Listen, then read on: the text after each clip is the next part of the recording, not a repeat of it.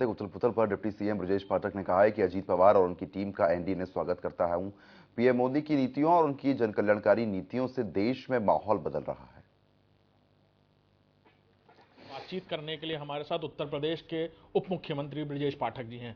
अचानक से महाराष्ट्र में उथल पुथल हुई और एक बहुत दिलचस्प बात यह है कि शरद पवार बाकायदा पटना गए थे, वहां पर बैठक में शामिल थे और वहां पर बैठने के बाद थर्ड फ्रंट में शामिल होने की बात कहकर आज उनके ही भतीजे ने कुछ विधायक लेकर भारतीय जनता पार्टी की जो सरकार वहां बनी हुई है शिवसेना के और बाकी लोगों के साथ, घटक दल के साथ, उनके साथ जुड़कर उप मुख्यमंत्री की शपथ ले ली है। इसको कैसे देखते हैं? माननीय प्रधानमंत्री नरेंद्र मोदी जी की लोकप्रियता पूरी दुनिया में बड़ी तेजी के साथ आगे बढ़ रही है।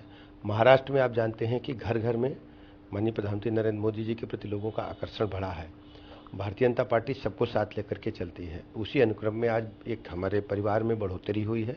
हम अजीत पवार जी का, उनकी पूरी टीम का बहुत बहुत स्वागत करते हैं, उन्हें बहुत बहुत बधाइयाँ देते हैं। इसको कैसे देखा जाए? अभी बीच में जयंत चौधरी की भी मुलाकात नहीं हो रही है। लोकतंत्र में सबको साथ आने का अच्छा अवसर है। सब लोग साथ जुट करके हम लोग और 2024 में इस ढंग से हम लोग काम करेंगे कि माननीय प्रधानमंत्री नरेंद्र मोदी जी के नेतृत्व में 2047 का जो रोड मैप है पूरी तरह से 2024 के चुनाव में खींचा जाएगा और भारत बड़ी आर्थिक महाशक्ति बनने की ओर तेजी के साथ आगे बढ़ पाएगा। आज सोनीलाल पटेल जी की जयंती के कार्यक्रम में आप लोग थे, उसे एनडीए का शक्ति प्रदर्शन के रूप में देखा जा रहा था। बिल्कुल, और समाजवादी पार्टी भी उसी के कंपटीशन में कार्यक्रम कर रही थी। देश सोनीलाल पटेल जी की जयंती थी, हम लोगों ने श्रद्धासुमन अर्पित किए हैं। आदरणीय गृह मंत्री जी आए थे मुख्य अतिथि के रूप में, हम सबको मार्गदर्शन दिए हैं। बहुत अद्भुत नज़ारा था जो सभी लोगों ने हृदय से स्वागत किया। क्या जाट पॉलिटिक्स जिस तरह बढ़ रही है आगे, हो सकता है जयंत चौधरी भी कल को शामिल हो जाएं, साथ में हो? अभी कुछ हमारी जानकारी में नहीं है। बिल्कुल, हमारे साथ उप मुख्यमंत्री ब्रजेश पाठक जी थे जो बता रहे थे कि वो बहुत स्वागत करते हैं उप मुख्यमंत्री के तौर पर भारतीय जनता पार्टी और एनडीए परिवार में अजीत पवार का। कैमरामैन नफीस के साथ अभिषेक सिंह, इंडिया न्यूज़, लखनऊ। तो वहीं केंद्रीय मंत्री रामदास अठावले से इंडिया न्यूज़ की टीम ने खास बातचीत की है। उनका क्या कुछ कहना है, सुनवाते हैं। महाराष्ट्र में मची उथल पुथल पर बात करने के हमारे साथ रामदास अठावले जी हैं। अचानक अजीत दादा पवार पहुंचे और फिर उन्होंने शपथ ले ली उप मुख्यमंत्री की।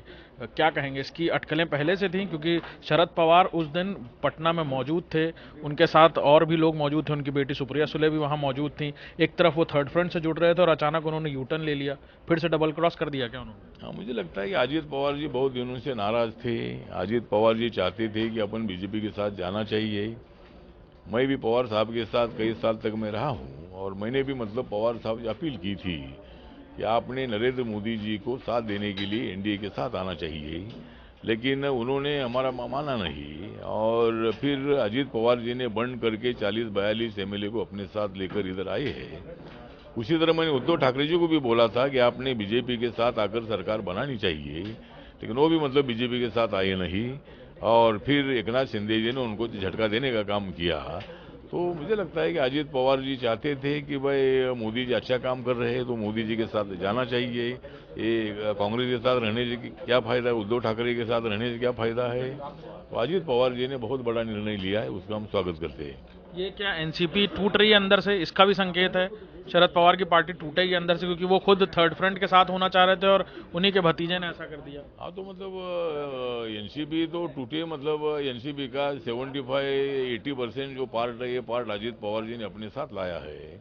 तो एनसीपी टूटी नहीं है, तो सही एनसीपी अजीत पवार की हो सकती है। जिस तरह एकनाथ शिंदे जी को इलेक्शन कमीशन ने सिंबल दिया, नाम दे दिया, उसी तरह एनसीपी का भी हो सकता है कि भाई एनसीपी का नाम, एनसीपी का जो घड़ी जो सिंबल है वो भी अजीत पवार जी को मिलेगा और क्योंकि उनके साथ क्लियर मेजोरिटी है। मायावती जी को लेकर अटकलें हो रही हैं कि उनको प्रधानमंत्री बनाया जाए। ओम प्रकाश राजभर बोल रहे हैं कि उनको प्रधानमंत्री प्रोजेक्ट करेंगे तो तीसरा मोर्चा कुछ लड़ पाएगा भारतीय जनता पार्टी से, एनडीए से। मुझे लगता है कि ओम प्रकाश राजभर जी खाली बोल रहे हैं और कोई नहीं बोल रहे हैं, तो इसीलिए वो अकेले बोलने से कुछ होगा नहीं और विरोधी दलों में कोई एक नाम पर एकमत होगा नहीं। वहाँ 50 नेता प्रधानमंत्री बनने के लिए बैठे हैं और नरेंद्र मोदी जी के खिलाफ बातें कर रहे हैं। तो इसलिए मुझे लगता है कि विरोधी दलों में कोई एकमत प्रधानमंत्री पद के लिए नहीं हो सकता है और कोई बनने वाला है नहीं है, तो क्या प्रधानमंत्री का नाम अनाउंस करने से क्या फायदा है।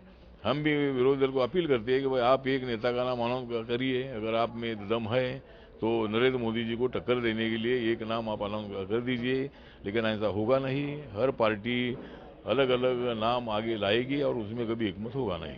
ये जयंत चौधरी को लेकर आप कह रहे थे कि वो थर्ड फ्रंट पे नहीं गए, तो क्या बातचीत चल रही है, क्या कुछ ऐसा पता चल रहा है? नहीं, बातचीत वगैरह चल नहीं रही, लेकिन वो पटना की मीटिंग में गए नहीं थे और विधानसभा में जयंत चौधरी जी जरूर अखिलेश जी के साथ चले गए थे, लेकिन अभी वो थोड़ी नाराज चल रहे, इसकी जानकारी है, इसीलिए वो भी मतलब कल बीजेपी के साथ, एनडीए के साथ आ सकते हैं। बिल्कुल, हमारे साथ रामदास अठावले थे, केंद्रीय मंत्री, जिन्होंने बताया कि महाराष्ट्र में जो उथल पुथल मची है उसकी सुगबुगाहटें पहले से ही थी। उन्होंने शरद पवार से कहा था, लेकिन उस वक्त उन्होंने बात नहीं मानी और बाद में आज अचानक अजीत दादा पवार ने बड़ा कदम उठाया है। कैमरामैन नफीस के साथ अभिषेक सिंह, इंडिया न्यूज़, लखनऊ।